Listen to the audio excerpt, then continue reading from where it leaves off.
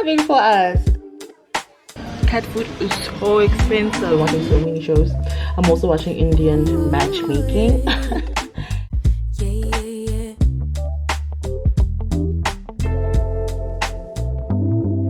could stare at you for 100 years and I never blink an eye. You were beautiful, just like a flower. I could walk with you for 1,000,000 miles and my feet would not get tired. Where you go, I'll go, winter or summer. I don't care the seasons change. 'Cause darling, I'll stay right here with you. Every night and every day.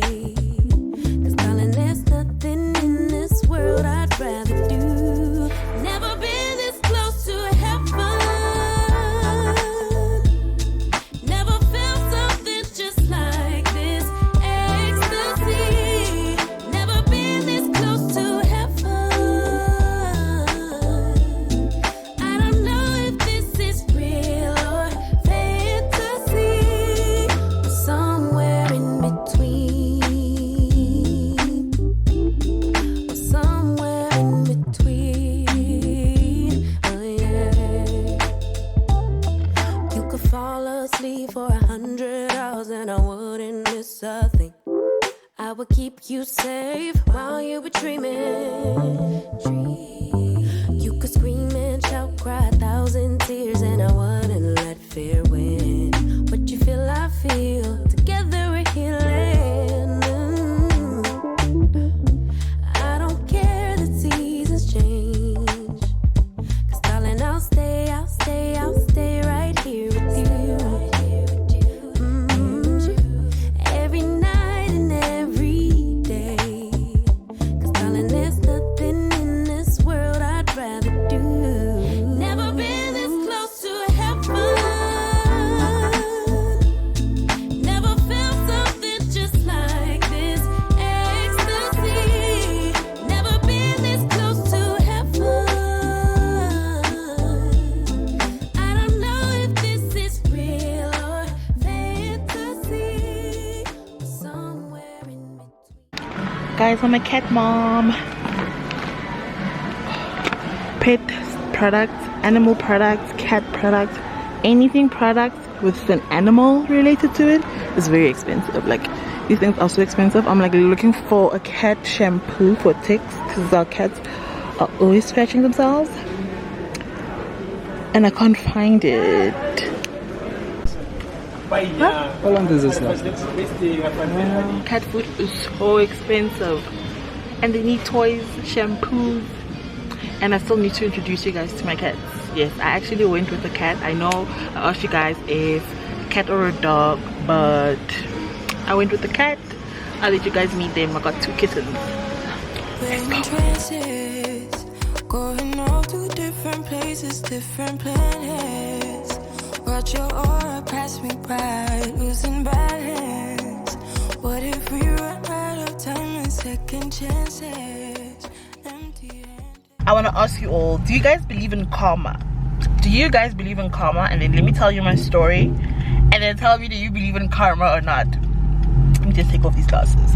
So I used to work somewhere last year and I quit my job end of Jan. Guys, it was so horrible. I got such bad treatment there and it was a new job. I had just started in September and I was just going through the most, honestly. And while I'm starting a new job, my manager's horrible. She's going out of her way to make me look so incompetent, like literally out of her way, because I think she just felt intimidated because, you know, when you're young, you come in, you've got qualifications, you've got experience of like working with like newer brands, especially in the field that we are in. So I used to basically work in the communication space and I had worked with like a lot of big brands, I would say. So I had like tons of experience in that regard, and like my digital marketing and all of that. I have like good experience when it comes to that. So my manager honestly had none of that experience, and honestly she was just a bitch. She was just a fucking bitch, going through the most. I think she was like having personal issues at home with like her husband and stuff. stuff. Like, he sounds very toxic and he did sound abusive, so I think she was also going through that. But she was like really giving me a hard time and going out of her way to make me look bad. And then her manager also did the same thing because she's a racist. And I know you guys are gonna be like, Monica, come on. Guys, not everyone who's white is a racist, definitely not, but this woman was, because she's from Zimbabwe. And she told me that she misses Rhodesia, sorry. She told me she misses Rhodesia. And if you don't know what Rhodesia is, it was a racist state. It was literally the same as Nazi Germany, basically. And imagine a white person telling me that. So obviously I knew she was like racist, and yeah, the whole team was just super toxic. But when I got there, I can't lie, it was already a toxic workplace. It just took me a while to figure it out. And then when I did, I just decided to just quit my job because my dad was just really going through a lot and I wanted to be there for him. But I'm not gonna lie, like, having to quit a job like that was very painful because of financially I needed that job to help support my parents and be there for them during this difficult time.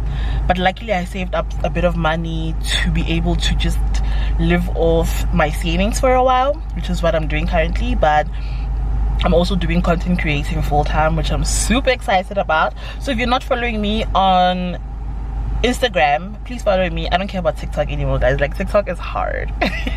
But please follow me on Instagram. I'm going to do like a lot of exciting stuff, especially if you are into African centric content. I'm just going to show like a different side to South Africa and Africa as a whole, and I'm really excited about this. But anyways, I used to work there, and then Gold Mafia happened.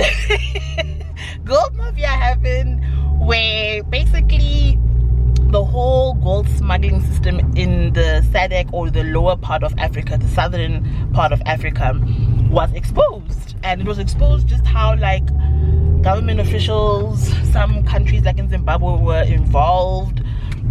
Also, there were like lots of shell companies that were helping people like move this money. And please tell me why, where I used to work. They kind of implicated, because someone even told me that people are leaving and they're now looking for jobs because things are not going well at all. And I'm just here like, wow, you really had me out here thinking that, okay, I didn't even believe it, but you really tried to paint a picture of like I was the problem, yet this company was already collapsing. And it just took one documentary to get there. But anyways, that's what happened. So again, do we believe in karma or not? Guys, like, life is really a lot, but I'm just trying to make the most of it right now and just live my life and have fun and just enjoy life, like really just enjoy life. And I'm struggling so much with a 9-to-5. like I don't, never say never, but for now I don't think I'll ever do a 9-to-5 job. Like, it's just been too hard for me. Too hard, too much politics, too much toxicity that I can't deal with. Like, I really can't deal with, and I feel like I don't have to deal with it. I'm lucky enough. Let me just check what's supposed to. I think we're supposed to turn there. Yeah, over here. Yeah, this one. But I'm lucky enough to have an amazing partner where he's like, nah, you just do your own thing, and I've basically got you. So that's where I'm at right now. But I hope you all are doing good. A lot of JW developments as well. Guys, what is happening with the JW community? Oh my god, I heard there's a movie coming out. I'm gonna check it out and I'll share with you guys the details on the screen. One of my subscribers mentioned this to me. Thank you so much, and I'm definitely gonna check it out. I will catch you guys up when we get home.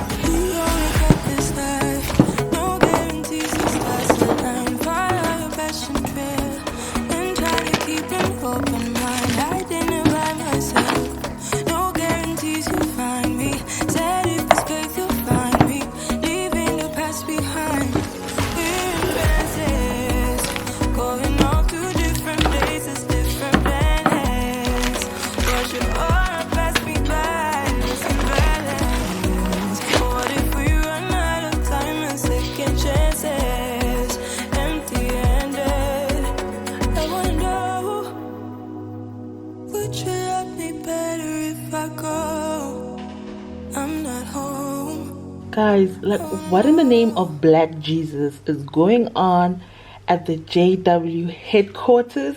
Like, what propaganda is this?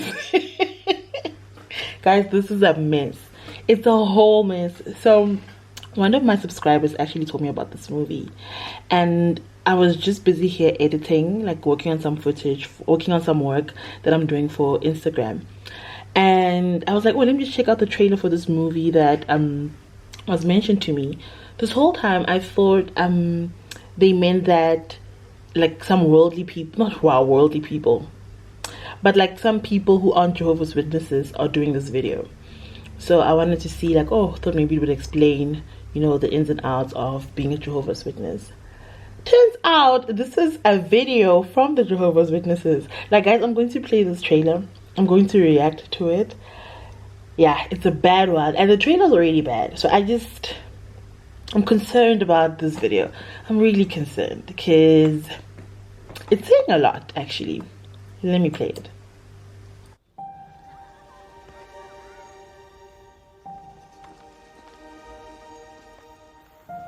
If mom and dad were alive, they would be very proud of you. You know what I'm thinking? You could have more. I'm talking about real security for you and the family. A government carpentry contract. U93.6. As an update to our report from yesterday, militia groups are threatening to take over the capital. Violence has been escalating in the area. As you are aware, the branch has recommended that we meet and discuss the possibility of civil unrest in our area. There will always be rumors surrounding the elections. The safety of the congregation is a concern. There's no need to worry. These are just threats, rumors. There's nothing to it. We received direction from the branch. Those brothers are so far away though. I keep wondering if they are being overly cautious. Remember, Amani, your strength will be in keeping calm and showing trust. Wake up! Wake up! Are you still trusting these people to guide your life? Father Jehovah. Oh, Africa. Being black is something else. Mom and dad were alive. They would be very... They stay coming for us. Stay coming for us and our parents. What does mom and dad have to do with anything? I mean, I guess this happens in Africa, right? Where people, like, war breaks out and, you know, people are living in very dangerous times. Very dangerous times. Like, why Africa is in the condition that it is such an interesting story. And I hope, for those that do not know, like, really look up as to why there's constant, you know, violence and war in Africa, because we're dealing with a lot of incompetent leaders, and there's some nations, and let's be honest, some Western nations who actually pay for this chaos to happen. They facilitate it. And when all of these chaotic things are happening, like rebels moving into villages, rebels moving into communities and harming people, these people benefit. You know, they benefit from this, and that is the honest truth. Like, I've been doing a lot of research as to why there's constant war in Africa, and it's so interesting when once you actually understand why Africa is the way that it is, because Western nations want Africa to be this chaotic. They want Africa to have war like this, because when this happens, it's easy to exploit a nation. It's easy to exploit people.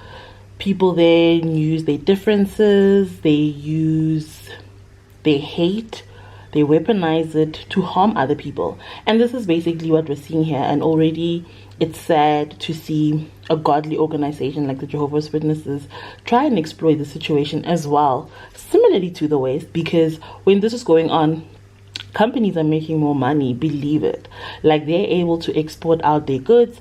They basically get to secure lands, because some of these wars, when you find out, is just rebel organizations that are fighting for corporate companies, that are fighting over land, or trying to get their leader, trying to get like an ally into a certain position, because that ally will get them tax breaks or cheaper goods, whatever the case may be. That's why war happens specifically and at the core of it all in Africa, is to continue funding the West. So a religion like the Jehovah's Witnesses that claims to care about all people, why are they exploiting this and trying to capitalize on this to get people to join their religion, when people should be learning more about laws, learning more about how they can get their country out of the situation? Because the more you're educated about your country and why it's in the condition that it is, i.e. the great documentary we all watched on YouTube that had us in a chokehold called Gold Mafia. Basically, it shows how South Africa has a whole gold smuggling ring that really involves like people at high positions, including some government officials in some countries like Zimbabwe. So some of them were, implicated in the documentary. So when you see these things taking place, you understand why there's war. So when you see a religion then go out saying, for you to get saved or pulled out of the situation, you basically just have to succumb to it and just join a religion that'll save you somehow. But how is the religion going to save you when it keeps pushing you to stay in the position that you are, the vulnerable position that you are, where you don't have access to water, you don't have access to proper education, you don't have access to any resources that can just help you live a more comfortable life?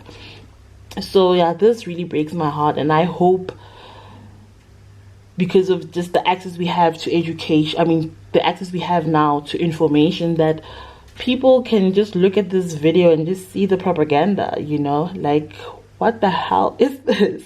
Probably they're trying to deter members in the organization, especially African members in the Jehovah's Witness organization, from, learning more about their history, their country, and politics. Because if they know more about politics, they will definitely see that there's possibly a way out of this. And they don't want that, because the more people suffer, the more people can join this religion. Oh my gosh. And why are we getting black JW kids running around in guns? Like, imagine what trauma it must be to reenact this, like to actually take part in this. I can't even imagine. Like, this religion is really traumatizing people, and this is what we mean when we say that the religion literally paints an image of violence from a young age to children, like a very, very young age. You are constantly exposed to guns, war, violence, and all of this possibly happening to you at any time if you do not basically submit yourself to this organization. Guys, I'm definitely watching this video and I am going to review it. I am so going to review it. I am going to sit there and watch this bullshit, because what nonsense is this? Like, honestly, like, this religion is very ballsy, but I hope people see through them, because Africa is also going through Africa is going through not even a different anything. Africa is going through a transition, and people have really become empowered. People have become really motivated, and we are really claiming our place in the world and what it is that we have to offer. So I don't think a video like this would work. Maybe a few years ago it would have been great and successful, but I feel like the more they create content like this, the more just exposes how transparent they are. So yeah, I'm excited to see this video. I will definitely be reviewing it and letting you guys know what the hell's going on here. But yeah, now let's get into jury duty, because I'm excited about that show. I just finished it yesterday, and guys, oh my gosh, jury duty is so good. Oh my gosh, it's such a good show. Can I take it from you? I'm gonna ask you. I'm a recognizable public figure. Respectfully, I don't recognize you. Jury duty for me was just a great reminder of just the world is trying so hard to push us all apart and just, create a lot of hate. But if as a people we can just come together and just fight the bad, just fight the bad, I think that's enough. I think we are all different and we will always be different, and any organization, e.g. like the Jehovah's Witnesses, that promotes hate is definitely an organization we should definitely get away from, as soon as possible. But yeah, that's me. I have so much to talk about when it comes to shows, guys. Like, I'm watching so many shows. I'm also watching Indian Matchmaking. Guys, I am enjoying Indian Matchmaking so much because, like, Indian women are really going through a lot. Like, every time a woman has to talk on Indian Matchmaking, it's just about how much they've just been going through when it comes to, like, some of the cultural norms for them and how men treat them. And every time they speak, I'm like, girl, I feel you, I get you. Like, indigenous people or people of color, or whatever you want to call it, when we are in our home country or our homeland, like, it's just a whole different experience to what we see on TV or the West, where we're still dealing with misogyny, we're still dealing with patriarchy, we're still dealing with things like the dowry or mahadi, lobola, and just a lot of things about just being an African person. So when I watch Indian Matchmaking, some of the stuff that they go through is things that I go through, or I have gone through, or I know someone who has gone through that. So it's just interesting to see. And every time I watch it, I'm like, you go, girl, you got this. Because the girls always just come out, they like just stronger and they're just more sure of themselves. Because Auntie Sima is a problem. Like, Auntie Sima is so problematic. I don't know why Auntie Sima is so problematic. Because she's successful. Like, she's really successful. And I don't know if she has not processed the success, or where she's from was difficult, or maybe I'm not seeing things, correctly. So if there's anyone here who's Indian and is watching Indian Matchmaking, maybe they can, like, just help us understand, like, why is Auntie Sima, like, seeing all of these things? Like, why is she putting women down like this and, offering men more options when it comes to finding partners, and women can only handle, like, one person at a time, otherwise they will get confused, and not honoring what it is that women want out of relationships, almost as if, like, people are dumb. Like, if you're attracted to something, you're attracted to something, that's what you want out of a partner, possibly, and as adults, I feel like we are grown enough to get what you want and it not working out, and you still being able to process that. So yeah, like, I'm wondering, like, what's wrong with Auntie Siva, but in this season they really focused more on her personal life. So they showed her sister, they showed her husband, and where she's actually from. And I thought, this is going to humanize her a bit more. We'll understand where she's coming from. But I'm just like, girl, you're so problematic. You're very problematic. But I did come out of that show realizing that, the West has obviously influenced us and become colonized as people. But we can still decolonize and basically find ourselves in this world, because I still feel like there is room for matchmaking, relationships where you get matched with someone. I think it actually works, but in my opinion, and I feel like it's a very ill-informed opinion because I don't know anything about this, and I'm just speaking from this as a person who watched the show and enjoyed it, and I'm just wondering, maybe this actually works for people who have been divorced, because I saw how it worked for one of the people in the show, one of the participants. She's divorced, and I think having your family there to support you to navigate relationships again, or dating after taking a big break when you were married or in your long-term relationship, your parents can just be there to basically guide you and support you and just remind you that, hey, you're not falling back into old patterns, you've got this. I feel like it really works for people like that if they feel like it's what they need, because I think if I stopped dating for 10 years, I would definitely need that. But for people who are young and they're just starting out on dating and they're now looking for their husband, you know, they want to fall in love. Like, people still want to fall in love. They want to marry people for love. They want people who they can connect with. And I feel like maybe matchmaking can give you those options because if you've got a specific criteria. So I feel like Auntie Sima can definitely help with that. But I still feel like people should make their decision and shouldn't be influenced by their parents' choices, because I mean, you know what it is that you want, you know what it is that you don't want, you know, and sometimes we need to learn the hard way. So you need to be in that relationship and make those mistakes so that the next one you'll do better if that person was not meant for you. Like, so we need to destigmatize divorce and, you know, starting over in general. I feel like it's not even just divorce, but also like quitting your job or leaving a toxic friendship or just a toxic situation, like toxic family. Like, we really need to celebrate those things more and more, because it does no good for people. Once we destigmatize things, people can easily just move on. You know, we can move on. We can even reach the end quicker, so we can start on the new quicker, if that makes sense. It can allow us to end a toxic situation quicker and then move on to something better sooner as well, because there's no use in lingering and just staying in a toxic situation when there's no point in being in that. But yeah, that's indeed matchmaking for you. I've been really enjoying it. So yeah, I'm just gonna finish it up. I'm on episode 8 and then I'm gonna go to sleep. I just had dinner and yeah, I'm gonna call it a night. So this is the end of my vlog. I want to thank you all so much for watching. I hope you guys enjoyed this type of video. I tried to do something more different.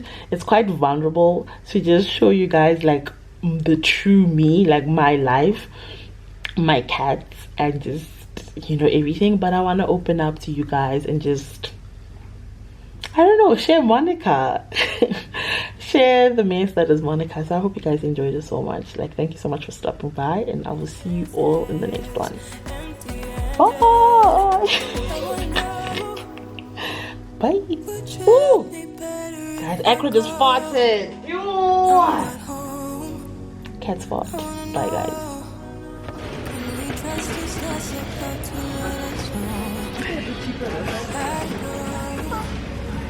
Be cheaper here.